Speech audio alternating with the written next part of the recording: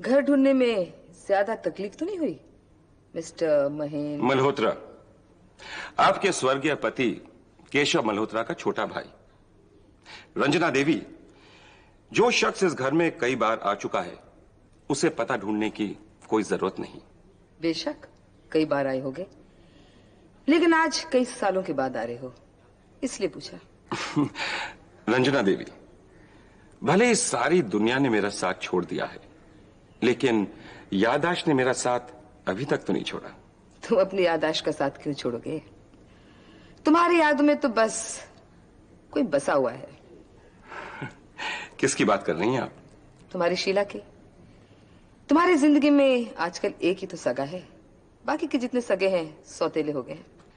वैसे रंजना देवी, मैंने सारी दुनिया को इजाजत दे रखी है कि वो मेरे और शीला के रिश्ते को जितना बदनाम करना चाहते हैं करें, जितने ताने मारना चाहते हैं मार लें, मुझे कोई फर्क नहीं पड़ता।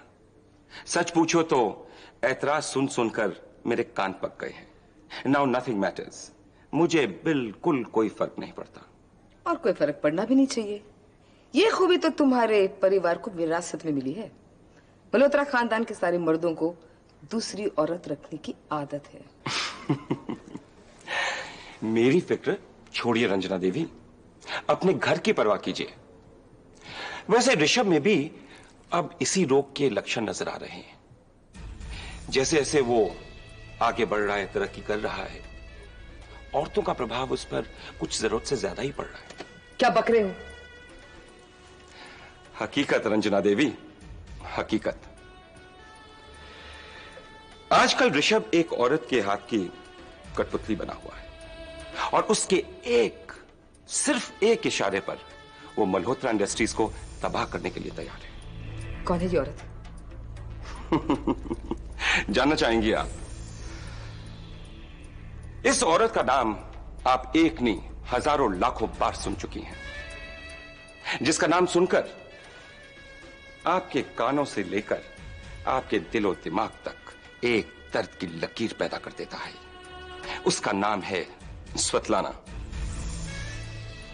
स्वेतलाना? जी हां, स्वतलाना। वैसे मैंने आपको बताना अपना फर्ज समझा, इसलिए चला आया, वरना इलेक्शन के दौरान जिस तरह से आपने मेरी बेइज्जती की थी, मैंने फैसला कर लिया था कि मैं इस घर में एक बार भी कदम नहीं रखूंगा। अब देखिए ना, इतना खूबसूरत, फायदेमंद, अच्छा प्रोजेक्ट हमारे हाथ में आया। पहले तो ऋषभ मान गया, लेकिन उसके बाद न जाने स्वतलाना ने क्या जादू किया, वो उसी की भाषा बोलने लगा और उसने उस प्रोजेक्ट को रिजेक्ट कर दिया। स्वतलाना ये प्रोजेक्ट रिजेक्ट करवा दिया? रंजना देवी, आजकल तो हमारे दफ्तर का माहौल ही कुछ निराला है। चेयरमैन की कुर्सी पर ऋषभ बैठता है और उसकी हलक से हुक्म निकलता है स्वतलाना का। मुझे पहले से इस बात का डर था।